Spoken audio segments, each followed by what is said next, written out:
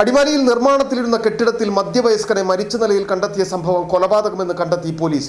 സംഭവത്തിൽ മരണപ്പെട്ട കരുനാഗപ്പള്ളി സ്വദേശി പാപ്പച്ചന്റെ സുഹൃത്ത് സിംഗകണ്ഠം സ്വദേശി ആരോഗ്യദാസിനെ അടിമാലി പോലീസ് അറസ്റ്റ് ചെയ്തു.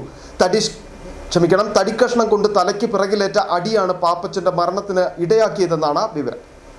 വ്യാഴാഴ്ച വൈകിട്ടോടെയായിരുന്നു അടിമാലി ടൗണിൽ നിർമ്മാണത്തിലിരുന്ന കെട്ടിടത്തിൽ കരുനാഗപ്പള്ളി സ്വദേശി പാപ്പച്ചന്റെ മൃതദേഹം അഴുകിയ നിലയിൽ കണ്ടെത്തിയത്.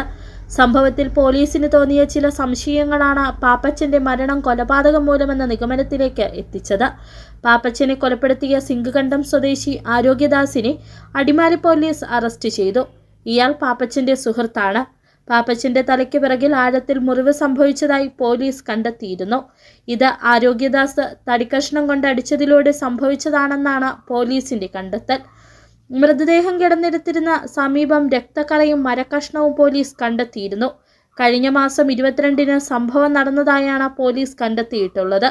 കൊലപാതകം നടക്കും മുമ്പ് പാപ്പച്ചനും ആരോഗ്യദാസും ബാറിലിരുന്ന് മദ്യപിച്ചതായി പോലീസ് കണ്ടെത്തി. ഈ സമയം ഇരുവരും തമ്മിൽ വാക്കുതർക്കമുണ്ടായി. പിന്നീട് അവർ ബാറിൽ നിന്നും ടൗണിൽ തന്നെയുള്ള നിർമ്മാണം പൂർത്തീകരിക്കാത്ത കെട്ടിടത്തിന് മുകളിലേക്ക് എത്തി. ഇവിടെ വെച്ച് വീണ്ടും ഇരുവരും തമ്മിൽ രൂക്ഷമായ വാക്കുതർക്കമുണ്ടായി.